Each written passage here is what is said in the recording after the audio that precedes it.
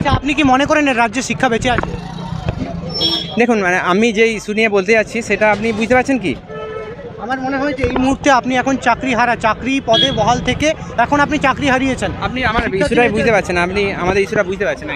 নিশ্চয়ই শোকাহত, এবং এই জাজমেন্ট দ্রুত আবার কিছু পরিবর্তনশীল জাজমেন্ট আমরা দেখতে চাই। এটার পুনর্বিবেচনা আমি প্রার্থনা করি। রাজনীতি ছাড়া তো পৃথিবীর মানে ভারতবর্ষ চলে না। যিনি চাকরি করছেন তিনিও তো কোনো রাজার আন্ডারের কর্মী। তিনি জাস্টিস হন বা আপনি স্কুল টিচার হন। পরীক্ষা এই 2016 পরীক্ষার আগেই, ঠিক আছে, আমরা যারা টিচার ছিলাম, ঠিক আছে, তো এক্ষেত্রে সিলেকশনে যদি কোনো প্রবলেম থাকে তাহলে হয় আমাদের আগের যে চাকরি যেটা আমরা করতাম পার্মানেন্ট পোস্টে, ঠিক আছে, সেটা ফিরিয়ে দেওয়া হোক। কারণ যখন প্যানেল পাবলিশড হয় বা যখন সিলেকশন হয় তখন তো আমরা জানতাম না এর মধ্যে কি আছে না আছে। তো এখানে যদি এখন এইসব কিছু ধরা পড়ে, তো সেক্ষেত্রে আমরা যখন আমরা চাকরিটা নিয়েছিলাম আমাদেরকে একটা অন্য চাকরি ছেড়ে আসতে হয়েছে। সেই পোস্টটাও আমাদের পার্মানেন্ট পোস্ট ছিল।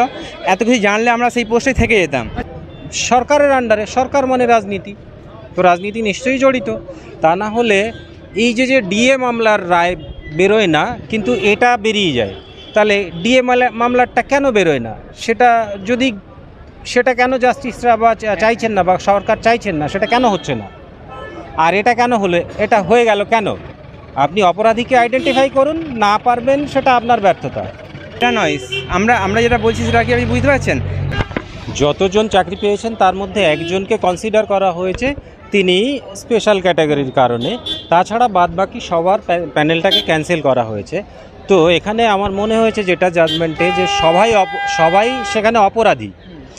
যদি সবাইকে শনাক্ত না করা যায় অপরাধী হিসেবে, তাহলে একজন নিরপরাধ ব্যক্তি শাস্তি পাক, এটা আইন করতে পারে বলে আমার মনে হয় না। আমি মনে করি না। হতে পারে আইনের আওতায় আছে, তিনি সেই জন্য সেই রায় দিয়েছেন।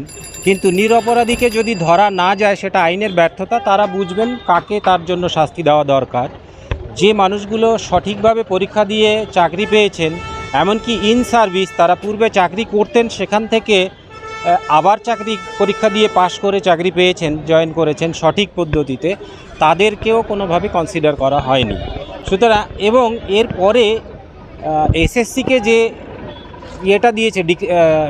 নির্দেশটা দিয়েছে, সেখানে 11 এবং 12 নম্বর কলামে যেটা ফ্রেশ সিলেকশন প্রসেসের কথা বলা হয়েছে, এই ফ্রেশ সিলেকশন প্রসেসটা নতুন করে চাকরি পরীক্ষা নেওয়া হবে না পুরনোটাকে করা হবে, এবং 12 নম্বরেও যেটা রয়েছে সেটাতেও নতুন করে পরীক্ষা নেওয়া হবে না কি করা হবে, এবং ওএমআরকে স্ক্যান করার কথা বলা হয়েছে। যে ওএমআরের আদৌ অস্তিত্ব নেই, সেই ওএমআর কী করে স্ক্যান করে আবার সেটাকে রিভ্যালুয়েশন করবে, এই বিষয়ে কোনো ডেফিনেশন বা এক্সপ্লেনেশন নেই।